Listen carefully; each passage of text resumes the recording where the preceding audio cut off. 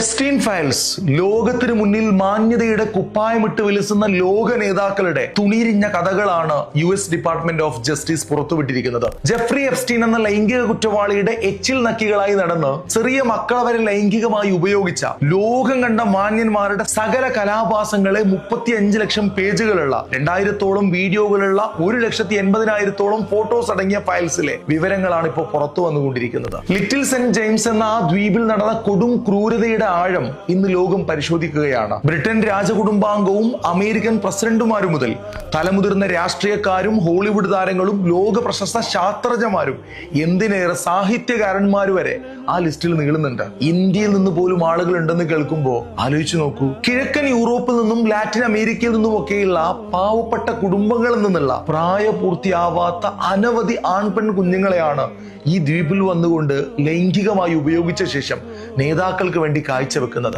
ആ കുട്ടികളിൽ പലരെയും മൃഗീയമായി പീഡിപ്പിച്ച ശേഷം കൊന്നുകളഞ്ഞ് ആ ദ്വീപിൽ തന്നെ കുഴിച്ചു മൂടിയിരിക്കുന്നു. അതിനേക്കാൾ ഞെട്ടിക്കുന്നത് ആ കുഞ്ഞുങ്ങളെ കൊന്നുകൊണ്ട് അവരുടെ മാംസം വരെ തിന്നിരുന്നു എന്നതാണ്. ആലോചിച്ചു നോക്കി അതിന്റെ ഭീകരതയുടെ ആഴം. പല ഉന്നതരുടെയും തനി സ്വരൂപം പുറത്തു വരുന്ന എപ്സ്റ്റീൻ ഫയൽസിന്റെ കൂടുതൽ സത്യങ്ങൾ നമ്മൾ ഇനിയും കാണാൻ കിടക്കുന്നതേ ഉള്ളൂ.